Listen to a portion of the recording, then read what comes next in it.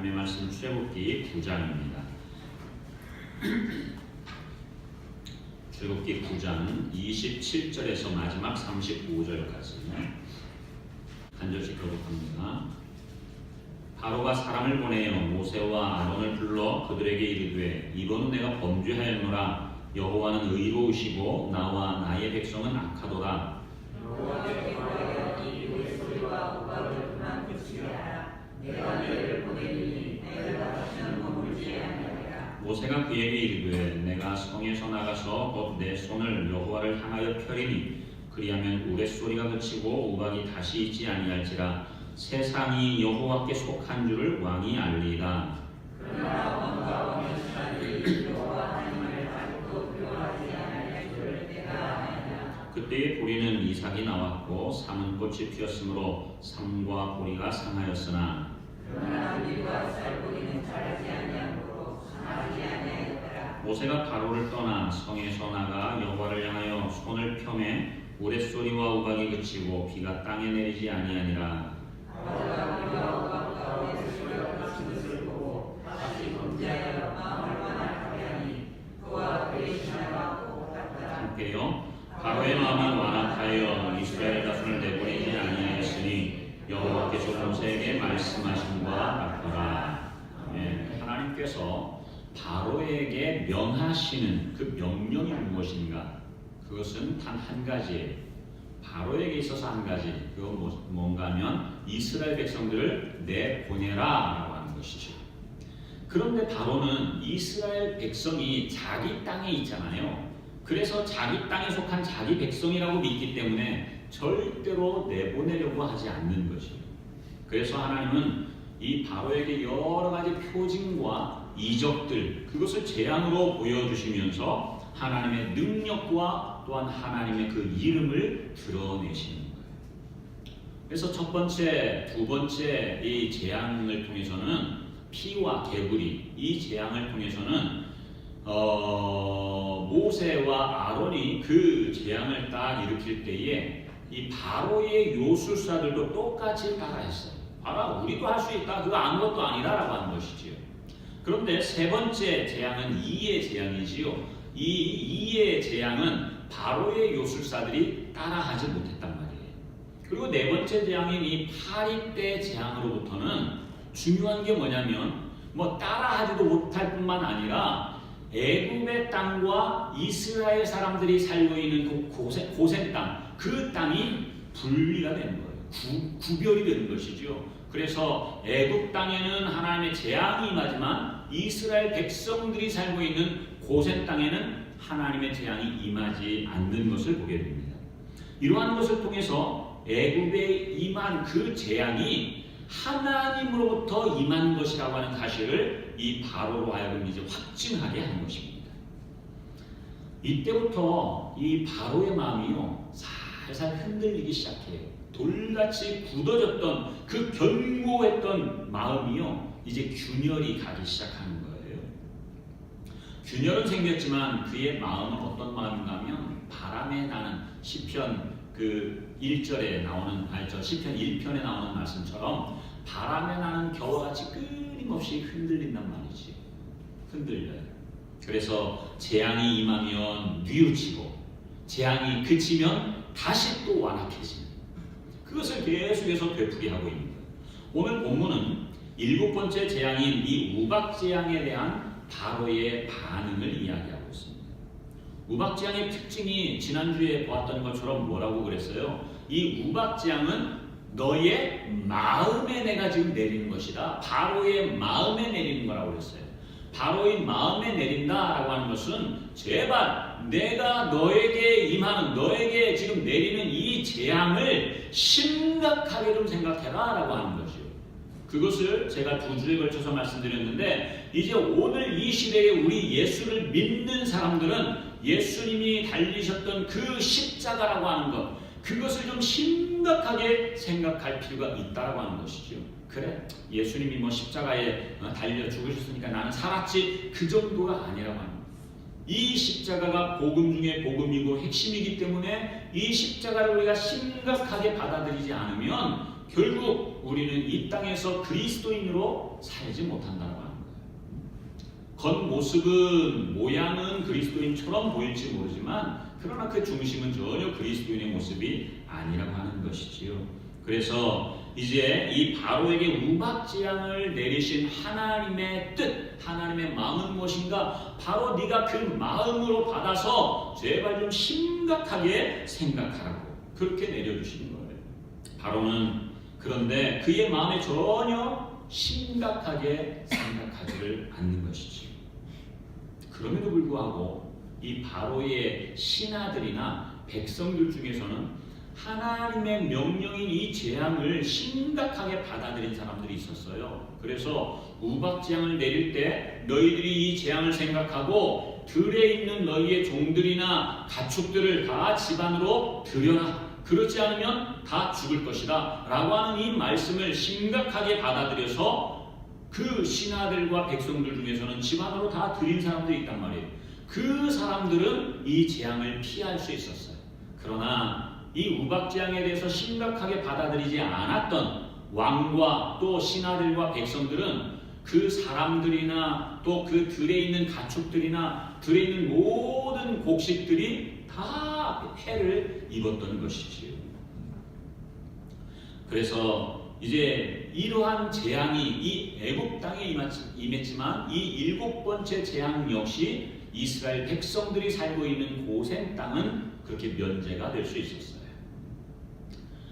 한편 우박재앙으로 인해서 들에 있는 사람들과 가축과 또 식물들이 다 해를 받았는데 바로는 결국 이 피해를 입는 것, 이 재앙에 대해서 자기 자신과 그의 백성들이 피해를 입는 그것을 보고 이제는 그 모세와 아론을 불러가지고 뭐라고 이야기합니까? 하나님은 의로우시다라고 이야기하는 거예요. 오늘 보았던 27절 말씀 한번 볼까요? 바로가 사람을 보내어 모세와 아론을 불러 그들에게 이르되 이번은 내가 범죄했다. 여호와는 의로우시고 나와 나의 백성은 악하다라고 그렇게 자기 자신의 죄를 토로하는 것이지.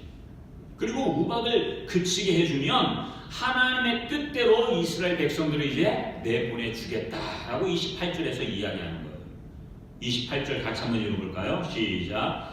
여호와께 구하여 이 우레소리와 우박을 그만 그치게 하라. 내가 너희를 보내리니 너희가 다시는 머물지 아니하리라.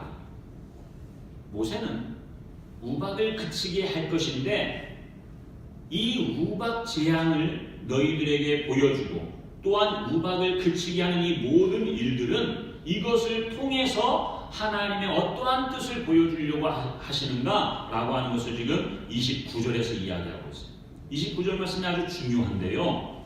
같이 읽어봅니다. 시작. 모세가 그에게 이르되 내가 성에서 나가서 곧 내 손을 여호와를 향하여 펴리니 그리하면 우레소리가 그치고 우박이 다시 있지 아니할지라 세상이 여호와께 속한 줄을 왕이 알리이다. 서두에 이 바로 왕이 이스라엘 백성들을 내보내지 않는 이유가 어디에 있다고 했어요? 이스라엘 백성들이 자기 땅, 애굽 땅에 지금 살고 있기 때문에 자기 소유라고 생각하는 거예요. 땅도 자기 소유라고 생각하는 것이죠. 그래서 바로의 땅이고 바로의 소유이기 때문에 남에게 다른 이에게 줄 수 없는 거예요. 그것이 비록 하나님이라 할지라도 내줄 수 없다라고 하는 것이지요. 그런데 모세가 지금 29절에서 말하고 있는 것은 무엇입니까? 하나님께서 이 우박 재앙을 통해서 바로 세상이 하나님께 속한 것임을 알게 하고 그리고 그 사실을 바로 왕으로 하여금 깨닫게 하려고 하시는 것이다 라고 하는 거예요. 한마디로 말하면 세상은 애굽 땅을 말하는, 애굽 땅은 세상을 말하고 세상은 또 애굽 땅을 그렇게 의미하는 거예요. 그래서 이 애굽 땅이 하나님의 소유라고 하는 것을 왕에게 가르쳐 주시려고 지금 하나님께서 행하시는 일들이다라고 하는 거예요. 소유가 누구의 것이냐라고 하는 거예요. 현상적으로는 바로의 것이지. 바로가 애굽의 왕이니까. 그러나 아무리 바로의 것이라 할지라도 그것조차 하나님의 것임을 지금 바로 왕에게 알려주려고 하시는 하나님의 뜻이라고 하는 것이지. 그런데 이러한 하나님의 뜻도 모르고 바로는 어떻게 해요? 무박이 그치자마자 다시 완악해져서 하나님의 말씀에 불순종하고 이스라엘 백성들을 내보내지 않는 것입니다. 여러분, 하나님은 어디에 계시는 분이에요? 우리가 작년인가 그 2016년도 표어가 뭐였죠? 만물 위에 계신 하나님을 신앙하라. 우리가 믿는 하나님은 어디에 계신 분이에요? 만물 위에 계신 분이란 말이에요. 그런데 만물 위에만 계시는 분이 아니에요. 에베소서 4장 6절에 보니까 하나님은 만물 위에 계시고 만물을 통일하시고 만물 가운데 계시도다라고 그렇게 선포하고 있어요. 하나님은 만물 위에 계시면서 이 온 우주 만물을 어떻게 했다? 지으셨단 말이에요. 그러니까 이 온 지음받은 이 온 우주 만물이 누구의 것이에요? 하나님의 것이에요. 지으신 그 소유주가 하나님인 것이지. 그래서 만물 위에 계신 하나님께서 지으신 모든 만물은 주의 것, 다시 말하면 주님의 소유가 된다는 거예요. 그리고 그 만물을 계속해서 다스리고 계시는 것이죠. 그런데 하나님을 대적하고 있는 세상 임금이라고 하는 이 사탄은요, 만물을 자기 소유로 삼고 있어요. 자기 소유. 그리고 그 자기 소유로 삼은 이 모든 만물을 자기의 목적에 따라서 그렇게 사용하려고 하는 것이죠. 물론 이것 역시 하나님께서 잠시 제한적으로 하나님의 선하신 뜻을 이루기 위해서 그들에게 허락하시기도 합니다. 보십시오. 바로가 계속해서 그 출애굽 시켜주겠다 하다가 다시 또 완악해져 가지고 그 어기고 또 출애굽 하겠다 하고 또 다시 어기고 하는 것이 뭐예요? 그 각 재앙마다 마지막에 하나님께서 그렇게 하셨다. 바로를 완악하게 하신 분이 바로 하나님이라고 하는 거예요. 완악하게 하시는 분도 하나님이시고 그를 선하게 하시는 분도 하나님이시라고 하는 것이죠. 이 모든 것은 뭐예요? 바로 바로를 통해서 하나님의 이름과 하나님의 능력을 온 천하에 드러내고 나타내기 위한 것이 바로 이 하나님의 뜻이라고 하는 것이죠. 그래서 마귀는요, 광야에 있는 그 예수님을 향해서 만물이 다 자기 것이라고 막 자랑하잖아요. 그러면서 네가 만약에 나에게 절을 한다고 하면 내가 이것을 다 너에게 주겠다라고 하는 거예요. 만물이 자기 것이래요. 그래서 실제로 이 세상의 주인이 이 흑암의 영, 그 사탄이 진짜 지배를 하죠. 그러나 제한적으로 한시적으로 하나님께서 그것을 허락했을 뿐이에요. 그럼에도 불구하고 사탄이 이것을 지배하지만 그 위에 계시는 진짜 소유주는 누구예요? 하나님이시라고 하는 것이죠. 하나님. 애굽은 세상을 상징합니다. 또 바로는 세상 임금, 이 사탄을 상징하는 거예요. 그래서 바로는 애굽이 자기의 소유고 애굽에 있는 모든 사람이 다 자기의 소유라고 그렇게 생각을 해요. 그러나 하나님은 거듭된 재앙을 통해서 진실을 밝혀냅니다. 진실을 밝혀내는데 애굽 온 땅은 바로 너의 것이 아니고 나의 것이다. 하나님의 소유다라고 하는 것을 지금 하나님께서는 이 재앙을 통해서 말씀하십니다. 곧 모든 만물은 만물 위에 계신 하나님의 소유임을 그렇게 확증하고 계시는 것이죠. 하나님의 아들이신 창세전의 말씀이셨잖아요. 말씀이신 주님께서 육신이 되어 이 땅 위에 오셨어요. 우리 요한복음 1장을 한번 펴서 보십시오. 요한복음 1장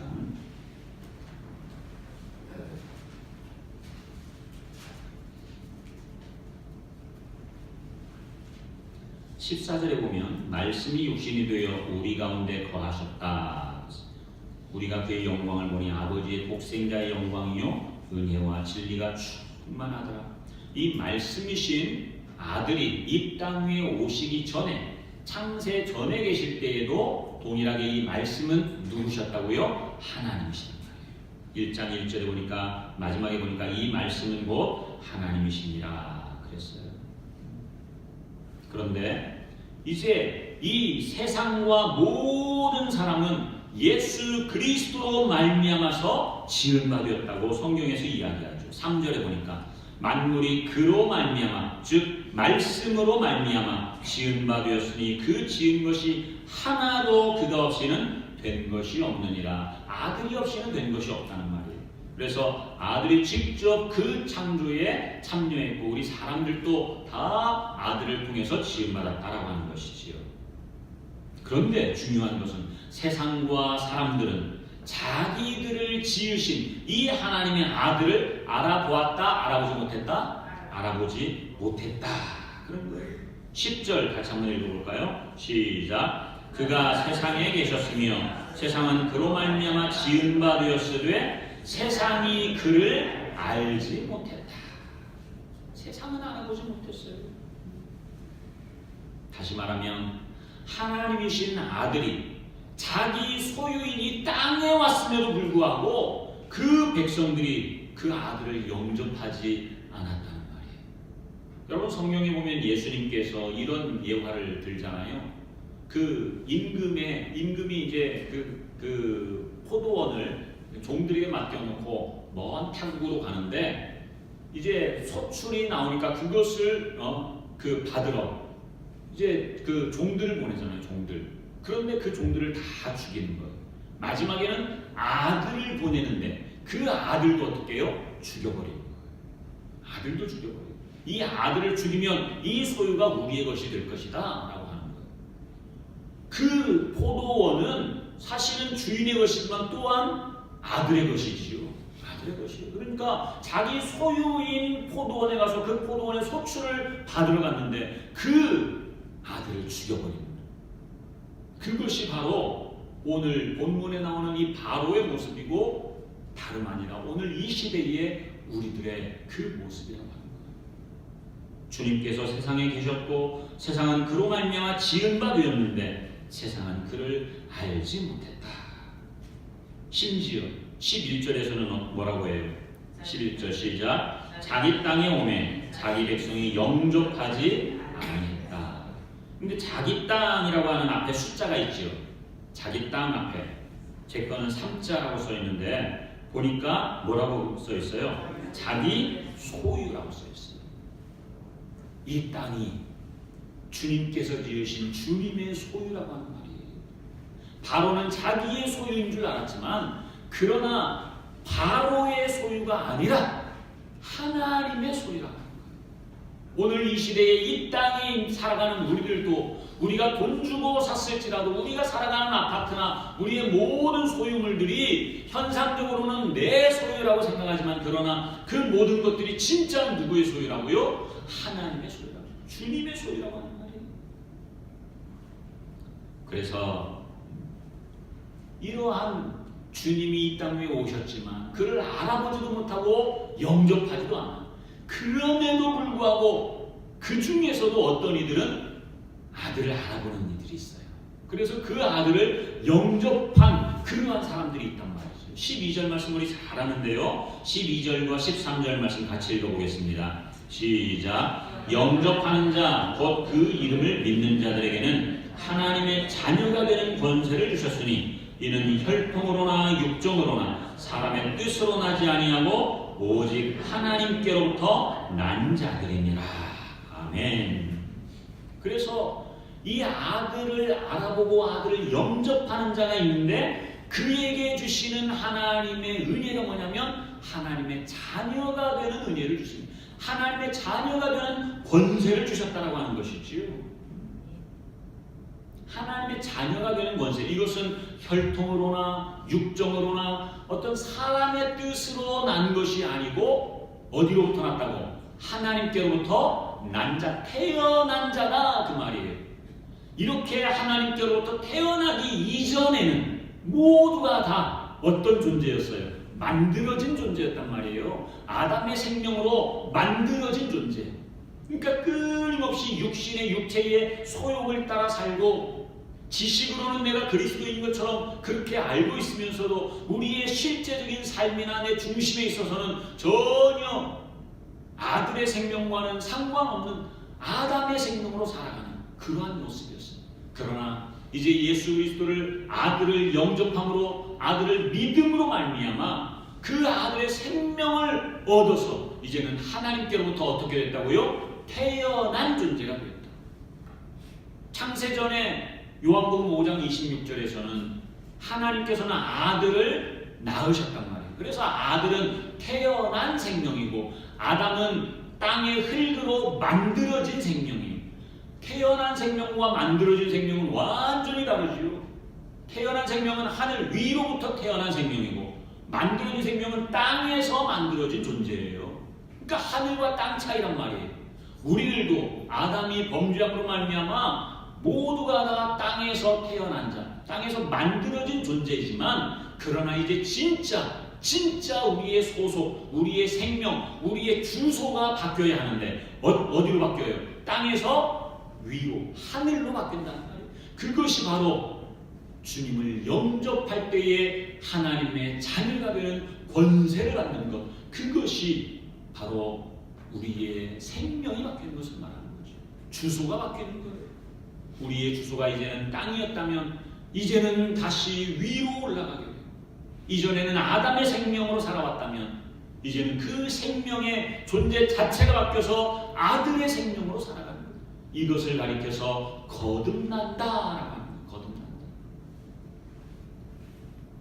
그래서 하나님의 아들을 믿으면 하나님의 자녀가 되는 권세를 얻을 수 있는 것이죠. 여러분, 하나님의 자녀됨은 어떤 권세가 있을까요? 그 권세라고 하는 게 도대체 무엇일까요? 그것은 하나님의 소유인 땅의 모든 것이 아들의 소유가 된다는 말이에요. 아들의 것이 아들의 것. 하나님은 저것이 내 것이야 라고 하나님 자신만의 것으로 취하지 않아요. 그것을 다 자녀된 자들에게 내어준단 말이에요. 하나님 자신의 생명을 주셨는데 그 소유가 뭐라고? 그걸 다 주신다는 말이지요.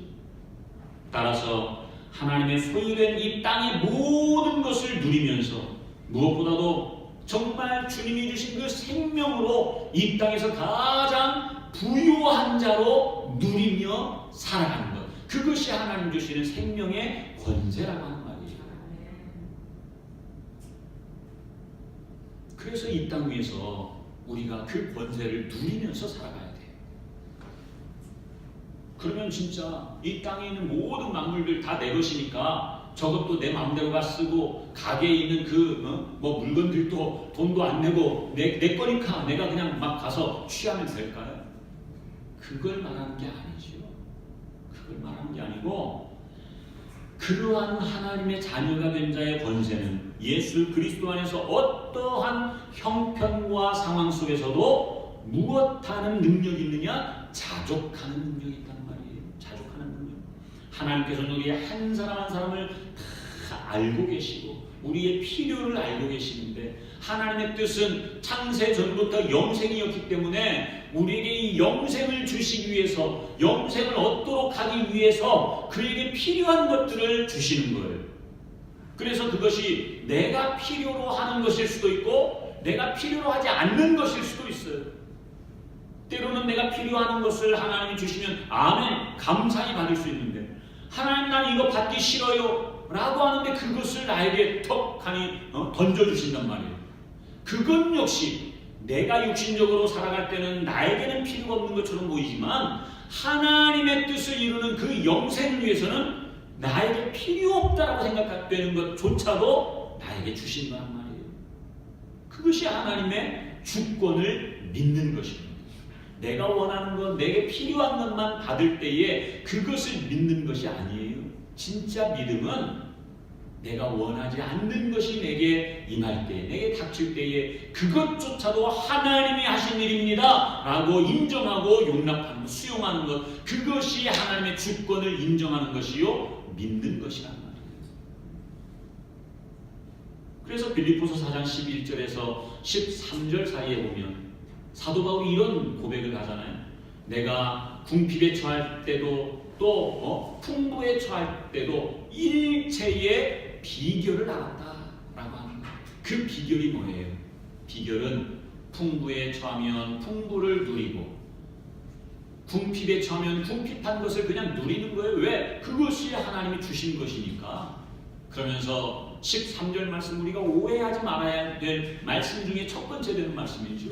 내게 능력 주시는 자 안에서 내가 모든 것을 할 수 있습니다 라고 많은 그리스도인들이 이 말씀을 붙들고 기도하면서 하나님 내게 능력 주십시오. 그러면 내가 이것도 할 수 있고 저것도 할 수 있습니다 라고 하면서 무언가를 이루려고 하는데 그게 아니라는 말이죠. 지금 내가 처한 그 상황 속에서 하나님이 그 상황을 나에게 주셨다면 그 상황 속에서 내가 자족하는 능력을 말하는 거예요.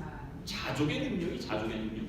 이것이 바로 하나님의 자녀됨의 권세라고 하는 거예요. 생명이 있으면 넉넉히 그것을 이겨낼 수 있는 것이지. 여러분 누가복음 15장에 보면 탕자의 비유가 나오는데 탕자가 나갔다가 돌아왔을 때 아버지가 큰 잔치를 베푸는데 형이 밖에 나갔다가 일하고 돌아오는데 잔치 소리가 나잖아요. 종에게 물어보니까 지금 당신의 동생이 와가지고 아버지가 지금 잔치를 벌이고 있습니다. 그러니까 이 형이 삐졌어요. 삐져가지고 집에 안 들어와. 그러니까 아버지가 밖에 나와가지고 얘야 나랑 같이 들어가서 이 잔치에 참여하자. 그리고 뭐라고 이야기해요? 아버지가 이르되 얘 너는 항상 나와 함께 있으니 내 것이 다 네 것 아니냐. 내 것이 다 네 것이래요.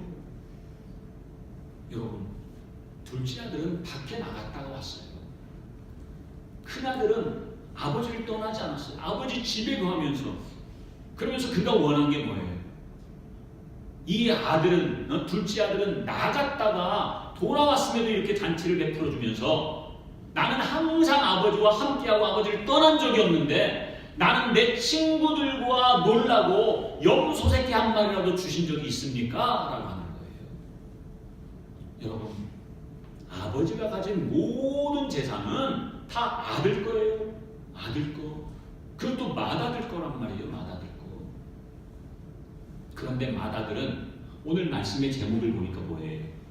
자기 것을 구하는 맏아들의 비극이에요. 여러분 아버지의 소유가 다 아들 건데 자기 건데 그 중에서 자기 것 즉 뭘 구해요? 염소 새끼 한 마리 구한다니까. 염소 새끼 한 마리를 구하는 거예요. 여러분 아버지가 맏아들에게 이야기한 아버지가 이르되 얘 너는 항상 나와 함께 있으니까 내 것이 다 네 것이 아니냐라고 하는 이 말씀이 바로 진리인 거예요. 진리. 그래서 하나님이 함께 하시는 자 또 하나님과 함께 하는 자는 하나님의 소유가 곧 그의 소유가 되는 거예요. 그런 자에게 아낌없이 하나님께서 무엇을 주세요? 생명을 주시잖아요. 생명을. 그런데 아버지 집에 있는 맏아들은 이 진리를 알지 못했던 거예요. 그 이유가 무엇일까요? 맏아들은요 일을 하는데 그냥 힘들게 해요. 억지로 하는 거예요. 즐거움이 없었어요. 아버지 집에 아버지와 함께 가면서도 아버지 안에서 참된 기쁨과 즐거움이 없었다는 말이에요. 즐거움이 없었어요. 억지로 하기 때문에 그런 것이죠. 그래서 즐거움을 모르기 때문에 아버지 안에 있는 것이 다 자기의 것인데 아버지 안에서 참된 기쁨과 즐거움을 모르니까 자기 것을 구하는 거예요. 염소 새끼 한 마리 구하는 거예요. 아버지가 염소 새끼 한 마리 그거 뭐 줄 능력이 없어서 안 줍니까? 다 네 건데. 근데 그것을 쓸 줄 모르는 거죠. 진리를 떠나 있기 때문에.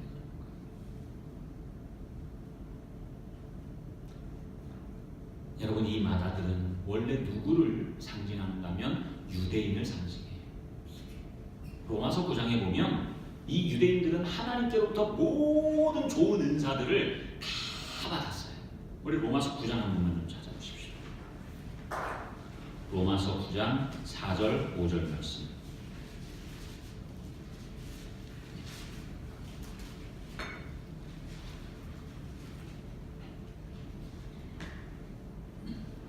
시작. 그들은 이스라엘 사람이라 그들에게는 양자됨과 영광과 언약들과 율법을 세우신 것과 예배와 약속들이 있고 조상들도 그들의 것이요 육신으로 하면 그리스도가 그들에게서 나셨으니 그는 만물 위에 계셔서 세세의 찬양을 받으실 하나님이시니라. 아멘. 이 유대인들 이스라엘 백성들은요 다 받았어요. 양자된 것, 영광, 언약, 율법, 예배, 약속도 받았고 심지어 조상도 다 그들 안에 있고 심지어 그리스도도 육신적으로는 유대인에게서 태어났잖아요. 그러니까 다 그들에게 것인데 그런데 이 유대인들은 이 그리스도를 만물 위에 계신 하나님으로 믿지 못하고 만물 안으로 자꾸만 끌어내리는 거예요. 그러면서 하나님을 믿되 그 하나님이 만물 위에 계신 하나님이 아니고 만물 안에 계신 하나님으로 끊임없이 이 하나님을 믿어가지고 자기들이 잘 되는 육신적으로 잘 되는 그래서 하나님의 영광을 나타낸다고 생각하는 사람이 바로 이 유대인들이라고 하는 말이에요. 여러분 그래서 이 유대인들은 결국 하나님께서 그들의 그 구원을 잠시 보유해 놓고 이제는 바울이라고 하는 그 사도를 통해서 어떻게 해요? 이방인에게로 그 구원의 물줄기를 바꾸시는 거예요. 그것이 로마서 9장의 이야기예요. 오늘날 여러분 이 마다들은 누구를 상징할까요? 이 마다들은 다름이 아니고 우리와 같은 그리스도인들을 상징하는 것입니다. 많은 성도들이 아버지 안에서 즐거워하는 것을 알지 못해요. 교회에 나오고 신앙생활하고 예수님을 믿는 이 신앙이 얼마나 정말로 기쁘고 즐거운가라고 하는 그 기쁨을 알지 못하는 거예요. 왜 그럴까요? 하늘에 있는 그 항상 있는 기쁨을 누리지 못하기 때문에 그렇죠. 하나님의 창세전의 뜻인 그리고 마지막까지 하나님의 유일한 뜻인 그 영생을 알지 못하기 때문에 이 땅의 것을 구하고 얻으면 즐겁고 얻지 못하면 불행하고 그러니까 이랬다 저랬다 왔다 갔다 하는 그 신앙이 끊임없이 바람에 나는 겨와 같이 흔들리는 그 바보와 같은 존재가 되는 거예요. 여전히 마다들과 같이 염소 새끼를 구하고 자기가 원하는 그 벗들과 함께 즐거움을 찾으려고 하는 그러한 이들이 아직 생명을 얻지 못하는 하나님 나라의 그 하늘의 기쁨을 알지 못하는 이 땅에 속한 만물 안에 속해서 여전히 아담의 생명으로 신앙생활하는 그러한 그리스도인들을 말하는 것이죠. 그렇다고 해서 여러분 우리가 그들을 향하여 손가락질하고 모욕할 이유는 전혀 없습니다. 왜냐하면 우리들도 생명을 얻은 우리들도 동일하게 그 과정을 다 거쳐왔어요. 그 과정이 없는 사람은 아무도 없어요. 그 과정을 거쳐야만 다시 말하면 요한복음 4장에 나오는 이 야곱의 우물이라고 하는 그것을 마시고자 하는 사모함이 있을 때 비로소 주님을 만날 수 있는 거예요. 주님이 만나러 와주시잖아요. 그러니까 야곱의 우물을 마시는 사람을 우리가 손가락질하고 판단할 이유가 전혀 없는 것은 그러한 과정이 반드시 필요하다는 거예요. 그래서 생명을 얻었을 때 그 과정, 지나온 모든 과거의 그 과정들을 돌이켜보면 감사가 나옵니다. 감사가. 우리는 어떠한 경우도 그래서 다른 이들을 나보다 신앙이 연약하다, 좀 어리다 라고 해서 그들을 판단할 이유가 전혀 없다는 것입니다. 하나님의 자녀의 권세는 만물이 그의 소유가 되는 데 있는 거예요. 만물이 하나님의 소유라면 자녀의 소유이기 때문에 그것이 바로 자녀의 권세라는 것입니다. 하나님의 자녀됨의 그 생명은 만물 위에 있기 때문에 만물 안에서 비록 우리가 두 발을 딛고 살아가지만 물질의 있고 없음, 건강의 유무, 자녀들의 성공과 실패, 물론 그것 때문에 좀 마음이 아프기도 하고 힘들기도 하지만 그러나 그것이 우리의 진짜 삶에 크게 좌우하지 않는다는 거예요.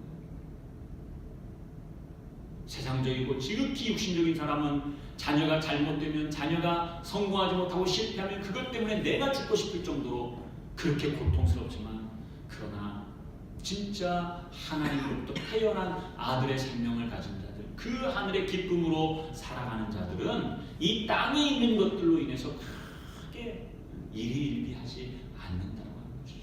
왜요? 그 나라가 항상 우리에게 기쁨을 가져다 주기 때문에 것이죠. 중요한 것은 교회 안에서 이 마다들의 비극이 어제나 오늘이나 계속된다고 하는 거예요. 언제까지 계속될까요? 그것은 다른 게 아니고 적어도 복음과 생명의 진리를 알고 아버지 안에서 이 기쁨과 즐거움을 누릴 줄 알 때까지, 그때까지는 끊임없이 이러한 비극이 계속되는 거예요. 마다들의 비극이. 그래서 우리는 전에도 사도행전 2장을 설교하면서 주일 낮에 한번 말씀드렸죠. 정말 아들의 생명 영생을 얻은 자들은 먼저 우리가 기도하는 것이 그의 나라와 그의 의를 구하는 것이고, 그 다음에 우리가 구할 것은 뭐냐면 아직 이 영생을 누리지 못하는 자들의 영혼을 위하여 기도해야겠다고 했어요. 아직도 그 생명과 복음의 진리를 알지 못하는 사람들을 위해서 우리가 기도하고, 저들도 우리와 같이 이 생명을 날마다 누림으로 하나님 나라 그 하늘의 기쁨으로 넉넉히 땅의 고통을 삼킬 수 있는, 그래서 우리 모든 성도님들은 우리 교회의 이름처럼 늘 행복한, 하늘의 그 기쁨으로 늘 행복하게 살 수 있는 그런 모든 성도님들 되기를 주님의 이름으로 축원합니다.